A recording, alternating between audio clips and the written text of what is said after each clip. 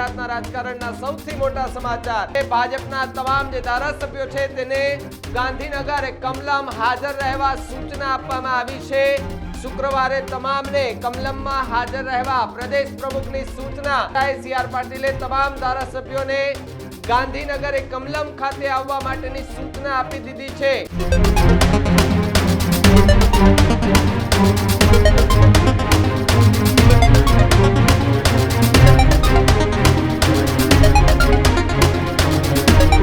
નમસ્કાર, આપ જોઈ રહ્યા છો ન્યૂઝરૂમ અને આપની સાથે હું છું ભાવિક। ગુજરાતના રાજકારણને લઈ સૌથી મોટા સમાચાર સામે આવી રહ્યા છે કે જ્યાં ભારતીય જનતા પાર્ટીના તમામ ધારાસભ્યોને શુક્રવારે ગાંધીનગર બોલાવવામાં આવ્યા હોવાની વાત સામે આવી રહી છે। ગુજરાતના રાજકારણના સૌથી મોટા સમાચાર અને એમાંય ભાજપને લઈને સૌથી મોટા સમાચાર કે જ્યાં હવે જે ભાજપના તમામ જે ધારાસભ્યો છે તેને ગાંધીનગર કમલમ હાજર રહેવા સૂચના આપવામાં આવી છે।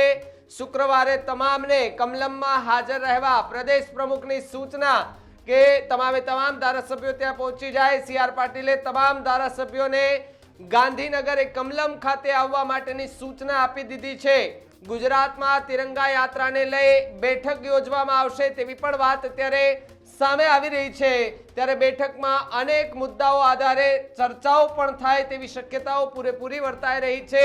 તો બીજી તરફ ગુજરાતનું એ રાજકારણ ગરમાયેલું છે ને એની વચ્ચે ભારતીય જનતા પાર્ટીના પ્રદેશ પ્રમુખે તમામ ચૂંટાયેલા ધારાસભ્યો છે બધાને ગાંધીનગર કમલમ ખાતે બોલાવીને એક બેઠક યોજવાનું આયોજન કરવામાં આવ્યું છે। સાથે સાથે પ્રદેશ પ્રમુખ બદલાવાની જે વાતને લઈને પણ અત્યારે ગુજરાતમાં ચર્ચાઓ થઈ રહી છે ને એની વચ્ચે તમામ એ ધારાસભ્યોને ગાંધીનગર કમલમ ખાતે બોલાવવામાં બોલાવવાની જે વાત છે તેને લઈને પણ ચર્ચાઓ જોર પકડી છે। શુક્રવારે તમામ જે ધારાસભ્યો છે એ બધાને કમલમ ખાતે હાજર રહેવાનું છે અને હાજર રહ્યા બાદ ત્યાં એક મીટિંગ જે છે તેનું પણ આયોજન કરવામાં આવશે। સાથે સાથે એ બેઠકમાં અનેક મુદ્દાઓ છે એ મુદ્દાને લઈને ચર્ચાઓ પણ કરવામાં આવશે। આજ મુદ્દે વાત કરવા માટે મારા સહયોગી પ્રદીપ મારી સાથે જોડાયા છે। પ્રદીપ, જે રીતે ગુજરાતનું રાજકારણ એક બાજુ ગરમાયેલું છે, બીજી તરફ ભારતીય જનતા પાર્ટીમાં પ્રદેશ પ્રમુખ બદલાવાની જે વાતને લઈને અટકળો ચાલી રહી છે તેની વચ્ચે તમામ ધારાસભ્યોને ગાંધીનગર કમલમ ખાતે બોલાવવામાં આવ્યા છે। શું વધુ વિગત? બિલકુલ ભાવિક, ગુજરાતની અંદર હાલ રાજકીય પરિસ્થિતિ જોતા એક તરફ છેલ્લા કેટલાક સમયથી ચર્ચાઓ ચાલી રહી છે કે ગુજરાતની અંદર મંત્રીમંડળના વિસ્તરણ અને ગુજરાત ભાજપના પ્રદેશ પ્રમુખ આ બંને વાતોને લઈને ચર્ચાઓ ચાલી રહી છે।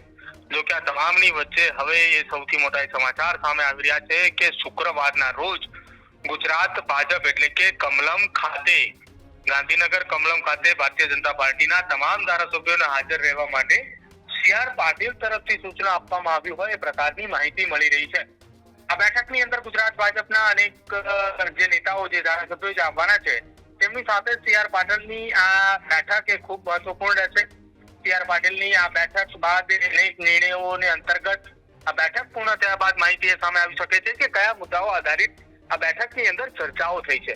એક તરફ એ પણ ચર્ચાઓ ચાલી રહી છે અને બીજી તરફ એ પણ ચર્ચા કે સી.આર. પાટીલે પ્રદેશ પ્રમુખ બન્યા તેને તેમની ટર્મ પૂરી થઈ એના કરતા પણ વધારે વર્ષો ઉપર વીતી ગયા છે, 1.5 વર્ષ તેની પર વીતી ગયું।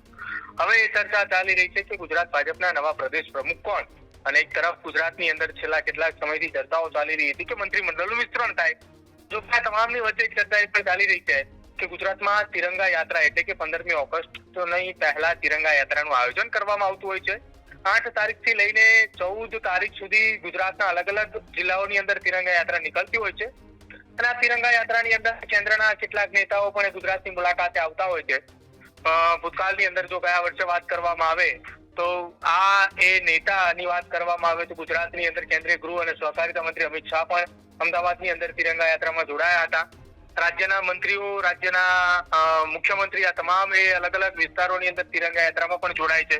એક એ પણ વાત સામે આવી રહી છે કે તેના સંદર્ભે પણ ગુજરાતની અંદર એક કમલમ ખાતે એક મોટી બેઠક મળનાર છે અને આ બેઠક બાદ ગુજરાતની રાજનીતિની અંદર હલચલ થવાની છે, તેજ ગતિ હલચલ થવાની છે નક્કી છે। કેમ ભાજપના તમામ 165 ધારાસભ્યો જે છે એમને વિધાનસભા નહીં પરંતુ હવે કમલમ ખાતે બોલાવવામાં આવ્યા છે। અહીંથી કંઈક એ નવી રાજકીય રાજનીતિની શરૂઆત થાય એવી ચર્ચાએ જોર પકડ્યું છે। જી ભાવિક, પણ પ્રદીપ, એક એવી પણ વાત સંભળાઈ રહી છે કે જેની અંદર કહી શકાય કે અમિત શાહ જે છે એ પણ ગુજરાત પ્રવાસે આવવાના છે, 2 દિવસ માટે આવવાના છે, તો શું એની અધ્યક્ષતામાં આખી આ બેઠક યોજાવાની છે? બિલકુલ ભાવિક, જો વાત કહી શકાય તો આ જે હજુ જે અધિકારિત રીતે કોઈ એવા સમાચાર નથી આવી રહ્યા સામે કે કેન્દ્રીય ગૃહ અને સહકારિતા મંત્રી અમિત શાહ ગુજરાતની મુલાકાતે આવવાના છે ને એ દરમિયાનની આ બેઠક છે. જો એ મુલાકાતે આવતા હોય અને એમનો કોઈ પ્રવાસ હોય, એ કાર્યક્રમની વચ્ચે સમય એ આવતા આ બેઠક નક્કી કરવામાં આવી છે અથવા તેમના કાર્યક્રમને અનુસંધીને આ બેઠક નક્કી કરવામાં આવી છે. આ હાલ કોઈ અત્યારે એવી માહિતી નથી, પરંતુ હાલ એવી સૂચનાઓ એ પ્રદેશ કમલમ કાર્યાલયથી આપવામાં આવી છે કે ગુજરાતના તમામ 162 ધારાસભ્યો, ભારતીય જનતા પાર્ટીના તમામ ધારાસભ્યોને કમલમ ખાતે હાજર રહેવા માટેની સૂચના આપવામાં આવી છે. શુક્રવારની તારીખ આપવામાં આવી છે, સમય આપવામાં આવ્યો છે અને એ કયા સંદર્ભે બેઠક છે, કયા સંદર્ભે બેઠકની અંદર કયું કારણ છે તેને લઈને હજી કોઈ પણ પ્રકારની માહિતી હજી જાહેર નથી કરવામાં આવી. કદાચ એ આવતીકાલ સાંજ સુધીની અંદર એ નક્કી થઈ શકે કે જે કમલમ ખાતે બેઠક મળવાની છે, કયા સંદર્ભે મળવાની છે ને કયા મુદ્દા આધારિત બેઠક છે અને બેઠક એ કોના અધ્યક્ષસ્થાને એ કોણ એ બેઠકની અંદર હાજર રહેવાનું છે તેને લઈને માહિતી કદાચ જાહેર થાય તો નવાઈ નહીં. જી પ્રદીપ, ખૂબ ખૂબ આભાર માહિતી બદલ. તો જે પ્રકારે ગાંધીનગરની અંદર ભારતીય જનતા પાર્ટીની એક બેઠક યોજાવા જઈ રહી છે ને આ બેઠકની અંદર ભારતીય જનતા પાર્ટીના તમામ જે ધારાસભ્યો છે તેને બોલાવવા માટે એક કહી શકાય કે મેસેજ આપી દેવામાં આવ્યો છે કે શુક્રવારની તારીખ પણ અપાઈ ગઈ છે, સમય પણ અપાઈ ગયો છે. શુક્રવારે તમામ ધારાસભ્યો એ ગાંધીનગર કમલમ ખાતે ઉપસ્થિત રહે અને સાથે જ કઈ ત્યાં ચર્ચા કરવામાં આવે. જો કે 15મી ઓગસ્ટ આવી રહી છે તેને લઈને જે તિરંગા યાત્રાનું આયોજન કરવામાં આવતું હોય છે, આ તિરંગા યાત્રાને લઈને પણ ત્યાં કદાચ ચર્ચાઓ થશે, સાથે સાથે અન્ય બીજી ચર્ચાઓ પણ થાય તેવી શક્યતાઓ છે. તો બીજી તરફ એવી પણ વાત સંભળાઈ રહી છે કે આગામી 2 થી 3 દિવસની અંદર અમિત શાહ છે તે પણ ગુજરાત પ્રવાસે આવવાના છે. હવે એ આ બેઠકની અંદર એની અધ્યક્ષતામાં આ બેઠક યોજાય છે કે કેમ, કે પછી CR પાટીલ કે જેની અધ્યક્ષતામાં આ મીટિંગ અથવા તો બેઠક જે છે તે યોજાય છે એ આગામી સમય આવશે ત્યારે ખબર પડશે. પરંતુ આ બેઠકને લઈ જે ધારાસભ્યોને ત્યાં બોલાવવાની જે વાત સામે આવી રહી છે, એક તરફ ગુજરાતનું રાજકારણ ગરમાયું છે તો બીજી તરફ ભારતીય જનતા પાર્ટીના જે ધારાસભ્યો છે ચૂંટાયેલા એ બધાને હવે એ કમલમ ખાતે બોલાવવા માટેની સૂચના આપી દેવામાં આવી છે. તમને શું લાગે છે, ત્યાં શું કેવી ચર્ચા થાય, કે આ પ્રકારે કયા મુદ્દાને લઈને ચર્ચાઓ થશે? જો તમને ખબર હોય તો કમેન્ટ બોક્સમાં ખાસ જણાવજો. મને આપો રજા, આપ જોતા રહેજો ન્યૂઝરૂમ ગુજરાત. નમસ્કાર.